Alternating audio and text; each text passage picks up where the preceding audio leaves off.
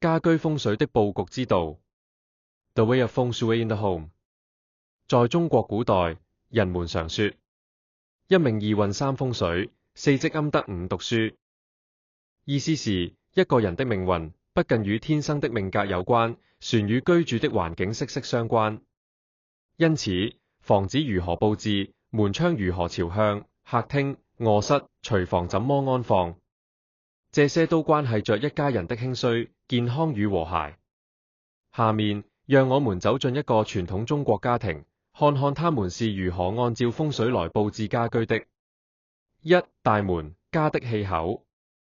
風水講究氣口通暢，財氣自來。大門是整個房子的入口，也是家宅納氣之處。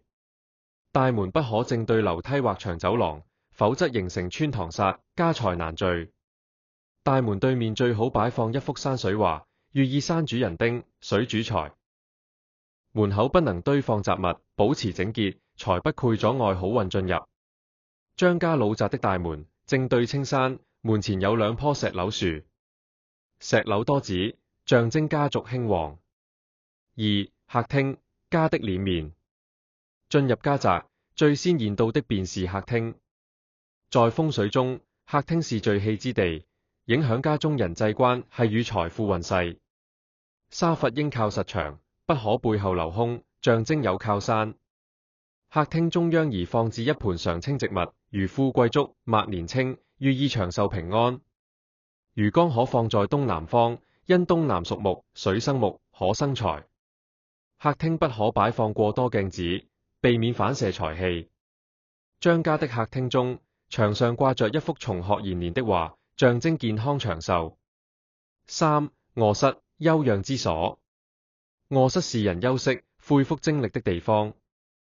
風水認為，臥室安，則人心安；人心安，則家安。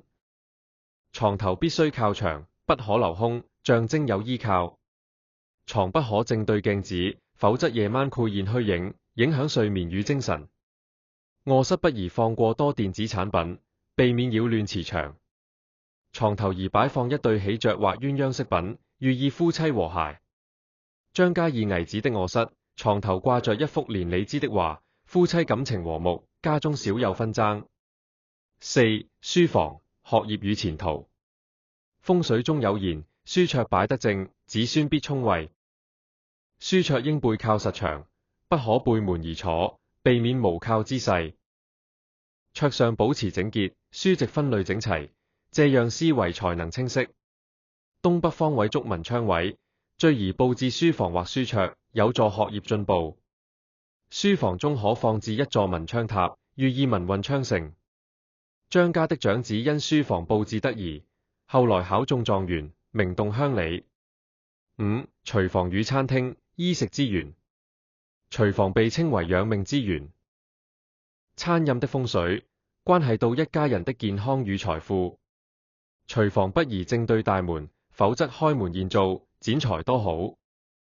爐灶不可正對水槽，水火相衝，易生矛盾。餐桌最好是圓形，象徵團圓和睦。廚房宜明亮通風，避免陰暗潮濕。張武總說：鍋灶火旺，家運也旺。六、祖先與香火。中國人講究慎終追遠，祖先牌位必須擺放在正中的廳堂，高而穩，不可隨意移動。初一15點香祭拜，祈求祖先保佑。牌位前不可堆放雜物，必須保持整潔莊重。香火不斷，象徵家族根基不絕。張家香火世代不斷，家族興旺，子孫滿堂。七、院落如自然。風水不僅是室內佈局，更強調人與自然的和諧。院中宜栽竹子，寓意節節高升。東邊可種桂花，象徵富貴吉祥。不宜栽枯樹或荊棘，以免帶嚟晦氣。水池宜圓不宜方，水流要緩緩而入，不可直衝大門。